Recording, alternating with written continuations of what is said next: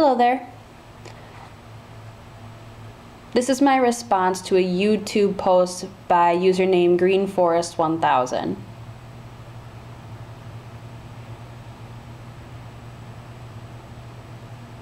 Now, I watched your vlog and you brought up a lot of different topics and concerns with theatrical interpreting.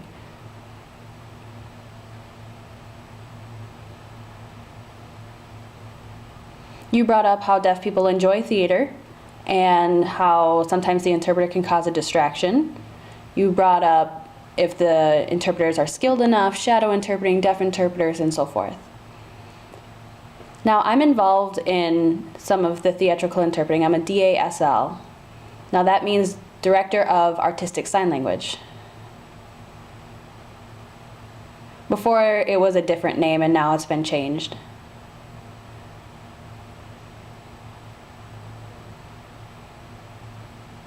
Now it's been changed to Department of Interpreters. However, the word interpreter isn't used.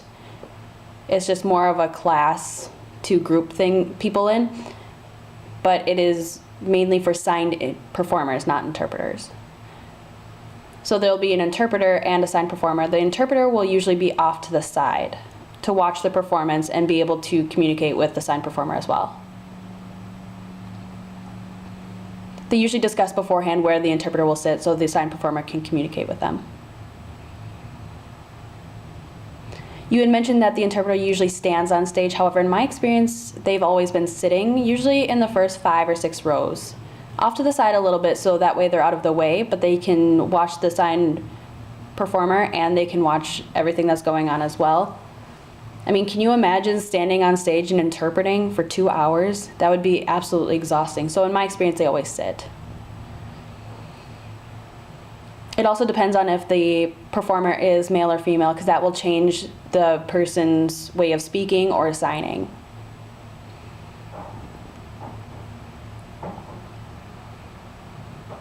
To answer your question about shadow interpreting, I have seen this before. There are some actors that are very, very skilled with shadow interpreting.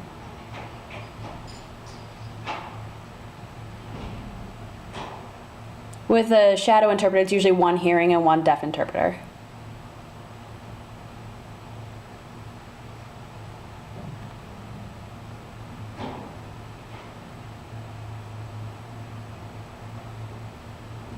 Now, I've never seen just a deaf interpreter before. As a DASL, it's my job to look for signed performers and train them and have them practice over and over and over again to learn about lag time and so they know the performance well enough. Then we have to go over name signs and who to watch, where to watch them, so forth.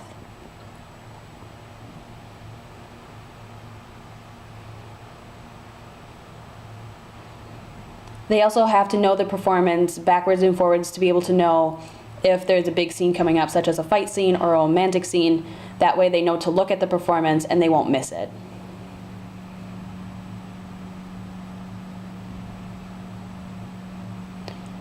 Is it possible to have a deaf interpreter? Some say yes and some say no. I think there would be a lot that would go into that, such as a lot of practice. You have to know about lag time. You have to know about when is what coming up. You have to know how closely to follow them. There's a lot of difficult issues that would come up with deaf interpreters. I usually am the one that contacts the accessibility office. We have to discuss how many interpreters there will be. If there's 4, 5, 6 interpreters, that's going to cost a lot of money. I mean, how are we going to be able to afford that?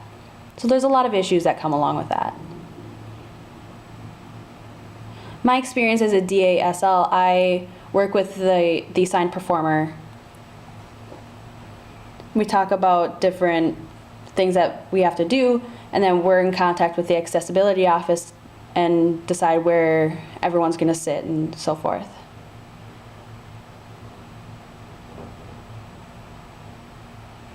If you have any more questions, feel free to contact me, or if you have any other new ideas or new suggestions, new challenges that come up, please feel free to contact me.